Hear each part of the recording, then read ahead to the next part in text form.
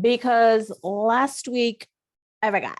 So I'm going to start the recording now and just hang out with you for a couple of minutes, see who hops on the Zoom or the Facebook Live.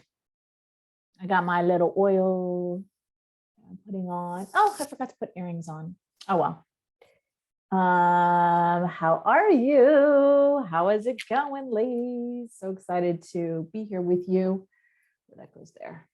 And talk to you about these topics. Gosh, like, people are waking up to narcissism and like the true everything about it. Which is really good, but it's also like a portal that we have to go through that sucks, right? There's like this from where you're at now to where you want to be path that sucks. But I can tell you with every fiber of my being, it is so worth it. So you're in good hands. You're in good hands with us here. And today we are covering what is the difference between covert and overt narcissism. Such a great question. And Nancy, thank you for your other question. I read it already. And how do you disengage from the narcissist, from a narcissist attempt to feed off of your energy? These are really good questions. And I'm going to put them in the chat. Here we go. And also in our Facebook comments. Where am I? Here I am. Boop, boop, boop. Here we go. And let me spell narcissist right. Because we got to spell everything correctly. Like you don't get the point. Okay, so here we are. It is 12:01 and it is October 4th on our Tuesday lunch lessons, how to spot a narcissist. So every topic that we talk about falls under how to spot a narcissist. And I'm so excited to really copy paste your questions and address them in a deeper way than just, answering them in a post or a voicemail, because this is some deep shit that needs the layers to be uncovered. Okay. And that's why every week, Tuesday at 12 noon Eastern Standard Time, I pop on here. I invite you to come and join us and get the answers to your questions. These questions are literally a copy paste. So if you don't know, or if you're not in my group on Facebook, there's a little questionnaire there to get into the group before you're approved. And I ask you and see what you want. And I'm telling you, I have like a shitload of questions that you've given me and that I just copy paste. So, all right, let's get into what's the difference between today's question? What's the difference between covert and overt? So I am not a psychologist. I'm not a psychiatrist. I'm not a doctor. I'm not a therapist. I'm not a counselor. I'm a coach. And the reason I share that with you is to tell you, when I explain things, I don't use all of the medical terminology, blah, blah, blah, yada, yada, yada. I give you an answer in what do they say, layman's terms, in the simplest way for you to remember it so that it sticks with you. Okay. We don't need all those big words, right? We don't need them. So the simplest way for me to share with you what is the difference between covert and overt, and yes, you can, a narcissist can show up in both ways. This was my experience with my ex. And a lot of narcissists are covert.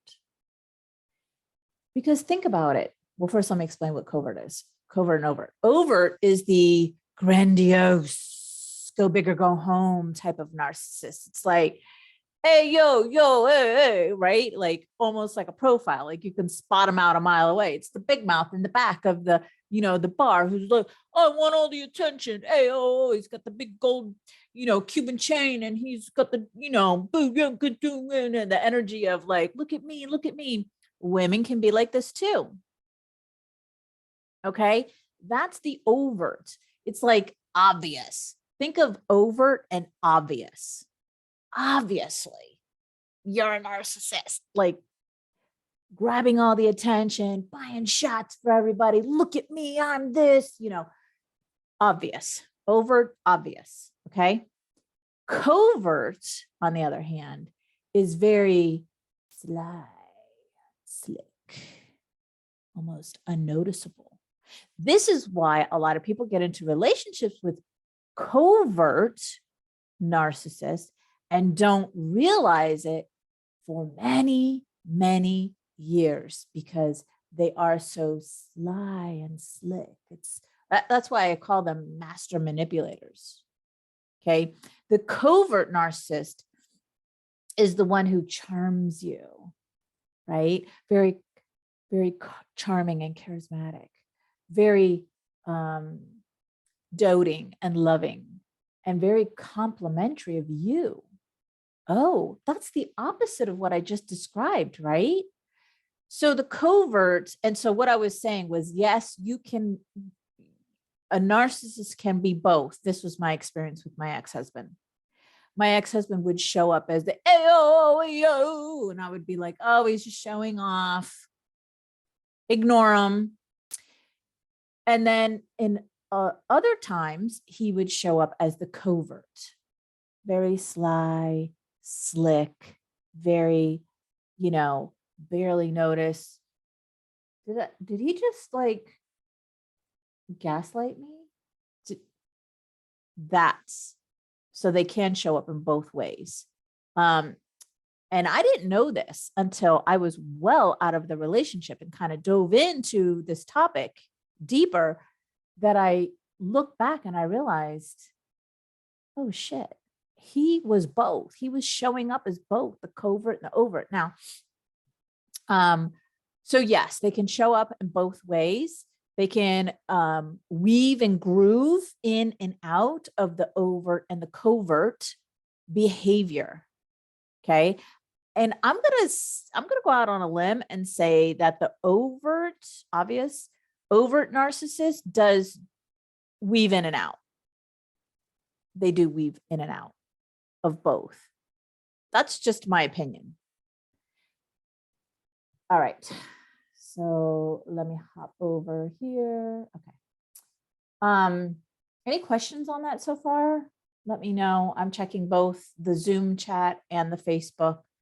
Let me know if you have any questions about that, if that was clear or not, if you would like more of an explanation. This is my first coffee of the day. I just didn't feel like having coffee this morning. Okay. If there's no questions to this, then I'm going to move on to, if there's no, questions around what I just shared with you, then I'm going to move on to the next question. All right. Which is, how do you disengage from the narcissist's attempt to feed off of your energy? Oh, so good. Oh, I love this question. I'm going to copy and paste it and put it into the chat alone and in the Facebook. Hey, Connie, here with Tina. Hi, Tina. Yay. This is such a great question. I don't know who asked this question, but it's a great question. And I am going to dive into it. Okay, so the first thing that I want you to know about narcissism or narcissistic personality disorder, narcissistic people, is that Your reaction, your response to them, good or bad, is feeding them. Your reaction, your response to them, good or bad, is you feeding their, what they call narcissistic supply. You're giving them the supply that they seek. Okay. And so when you know this, then you can work on the triggers that trigger you about narcissists' behavior so that you don't respond. Okay. So for example, I've done all of the healing on my ex-husband, all the narcissistic abuse that I went through, all of the abuse that I went through. And I'm very neutral when I have to talk about him. As you can see, you'll never see tears from me when it comes to talking about him specifically. My children, yes, not him, because I've healed all of that. And so there's no response, because I want you to really, really listen to this. Your response doesn't have to be where the narcissist hears you or sees you. Your response can even be energetically, and they feel that. Okay, so here's a story that's coming up that I need to share with you. When I moved from Florida to North Carolina, I don't remember how long we were here. I want to say 6 months, maybe a year. And I get a phone call from my dad saying that my ex-husband and my son are at my dad's house, saying that my dad stole the whatever, which wasn't true. And that the police were there, and like instantly my body went into fight or flight. Anxiety came up. My heart was beating.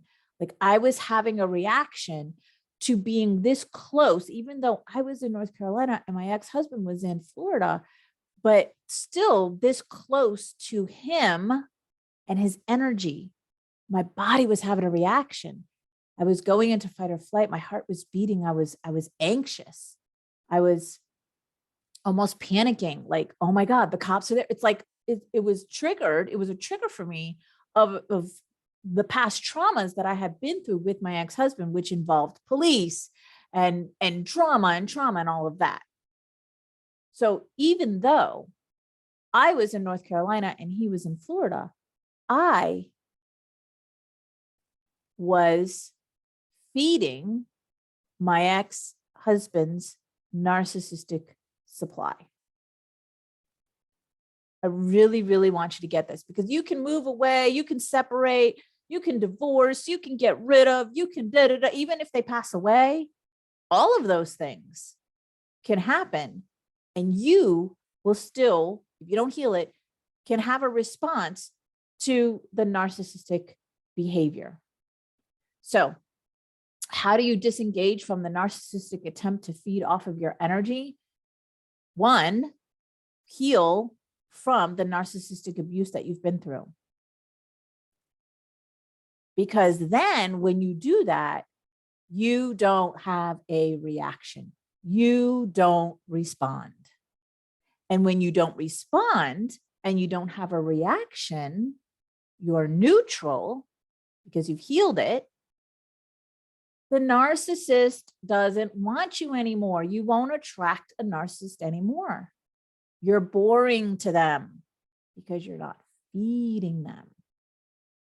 Think of a baby in a high chair who's dependent, a baby who is dependent on you because they can't feed themselves, dependent on the parent or whoever's feeding them, to spoon feed them. The baby needs somebody to spoon feed the baby. They can't do it on their own. Think of this. Think of, in this scenario, the narcissist being the baby in the high chair and you being the one spoon feeding the baby. What happens when the baby's hungry and nobody's feeding the baby. They throw a fit, they cry, they demand, I need food. The narcissist does the same exact thing.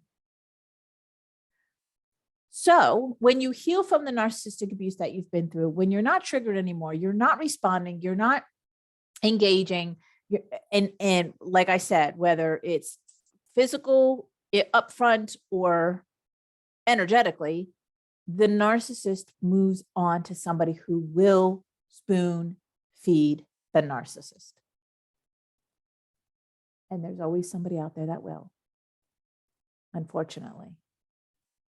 So how do you disengage from the narcissist's attempt to feed off of your energy? You disengage mind, body, and soul. You disengage, because when you disengage, there's no engagement. Takes two to engage, right? There's no engagement. You're no longer spoon feeding the narcissist their narcissistic supply. And remember, the supply is good and bad. I remember my ex-husband, like I would always, because I thought that's what a wife does, praised him. You're the best. You're the greatest. And I was feeding him. That was me spoon feeding him in a good way, right? Like a positive way. And then I also spoon fed him in the negative way. They're both negative. You know what I mean? Like in this light and in this way. With the traumas and the dramas and him triggering me and me crying and me, like when he would say divorce and I would be like, or whatever, until a certain point. And I was like, so does that make sense? What I just shared with you? I want to make sure that what I'm sharing with you is making sense. Because if not, I'm going to go deeper. Does it make sense? Give me a thumbs up if it does. Where did my thumbs up go? All right. So there was one more question. Nancy had a really good one. Let me see if I can find it. Nancy.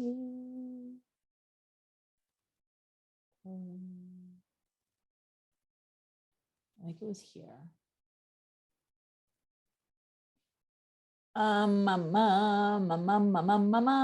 Okay. Nancy asked something about malignant narcissism, and I can't really find it right now. Let me see. Maybe I can. Hold on. And okay, here it is. I would like to know if the covert narc can also be a malignant narc. I think this one is both. Okay, so Nancy, thank you so much for your engagement and question. Let's address it. We've got time. Why? This was, I should have put marks in there. That's from Nancy. Okay. And I'm going to put it in Zoom. Boom. Okay. So I want to answer this question for you with a post. And okay, so somebody I posted about Trauma Bond. If you follow me on social media, you know, Facebook, I posted about Trauma Bond. It was actually a memory and I just copied and pasted it. Trauma bond, this type of toxic bond occurs when the abuser alternates between creating highs and lows within the relationship and offers reward or punishment as they deem fit. They will train the victim that happiness is solely dependent on how well they can serve and please. The bond can long outlive the relationship, leaving the victim craving comfort from the very person who hurt them. And here's where the malignant narcissism comes in. Somebody had, I don't want to say the name because I don't have her permission, but somebody posted, trauma bonds are some of the hardest to break. The ex-narc, when we would fight, would tell me my punishment would be that I had to film myself giving favors to other men, if you catch my drift. So he could watch it. I would freak out because I was like, I do not want to do that. He would let me get upset and then tell me he was just kidding. But it turned him on, knowing how much it made me squeamish, not wanting to do it. Then he would follow it up with love bombing. And I just said, there's some sick ass people out there. I'm glad I'm free from this bullshit. And I share that post with you to show you malignant narcissism is that type of abuse, like that sick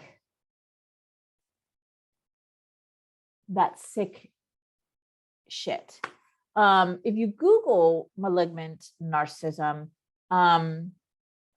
it says the primary difference between narcissism and malignant narcissism is that malignant narcissism includes comorbid, comorbid features of other personality disorders, and thus consists of a broader range of symptoms than pathological narcissism, NPD, narcissistic personality disorder. So it's like narcissists are, like we were sharing, the covert, the overt, right? It's all about me. So there's like this. So let's just put narcissists just in this one category. It's all about me, all about my needs being met. You need to serve me. I want your reaction type of abuse. But then the malignant is like what I shared, the post, the comment on the post from the trauma bond, where they do sick crap like that. It's like beyond, I don't want to say normal, but for the sake of the conversation, it's beyond the normal narcissistic personality disorder. Does that make sense? Does that make sense? Okay, so what I have for you is I want to share with you, if you haven't been following me and if you don't know, a lot of my clients have come to me and so I do groups and I do private coaching. And so in my groups, I was talking to the woman who's already been divorced, already like out of it, and wants to heal from the narcissistic abuse and wants to like have a relationship and have her true love after toxic love. But now, and so I would do the groups around that type of client, male or female. And then privately, I would coach women and men who wanted to divorce the narcissist, who wanted to get out of the relationship and be free from the narcissist. So I would do private coaching with those types of clients. Well, now I've switched.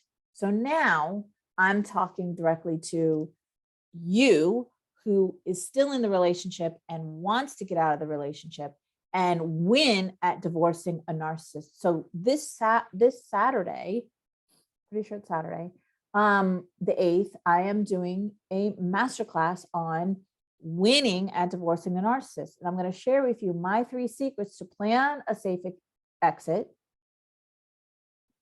shop for a divorce attorney, and win in family court. These are the 3 mistakes that women and men have come to me that they've made. They don't know how to plan a safe exit. I just had somebody message me today that she was forced to move out of the house. What? They don't know how to shop for an attorney. And I'm going to be quite honest with you. Most attorneys are narcissistic themselves. So how do you shop for an attorney who's going to fight for you, fight for your children, and win in family court? That's a whole nother topic, because the court system is not on your side I'm sorry. That's the truth. The system is corrupt, and there's a way to win in family court. But when you go in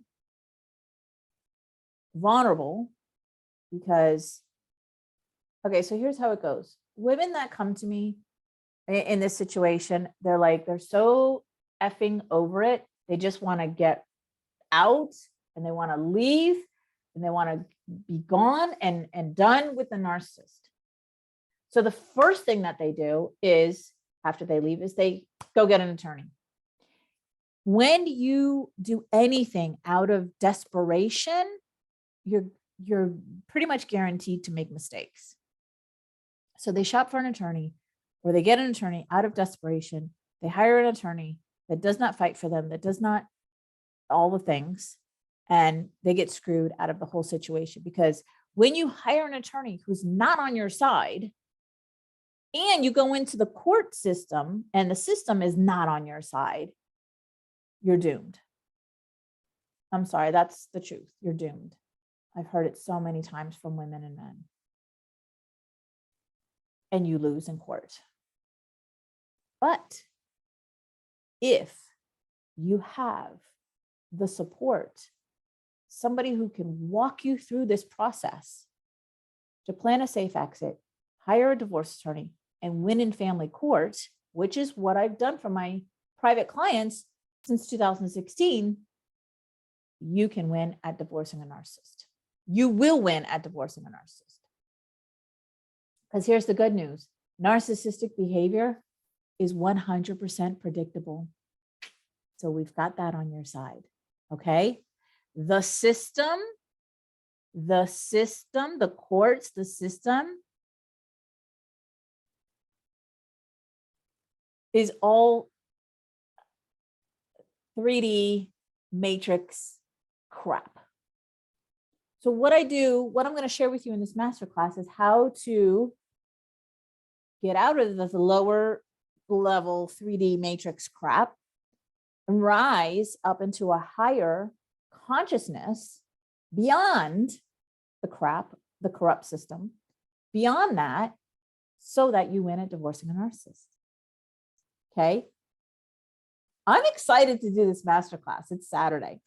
I'm so excited to do this because, it was kind of like, Denise, you need to talk to these people. You need to address your emails, your marketing, your this, your that, to these people who are still in the relationship but wanting to leave, and help them. Because, I've thought for so long, I'm like, oh, when I get to this level, then I'll be able to do X, Y, and Z. Now is the time. So this is why I'm doing this masterclass, to help you win at divorcing a narcissist, to help you win in family court. How amazing. Hey, Connie, here is the link for you. When is the class? It's this Saturday. It's this Saturday at noon.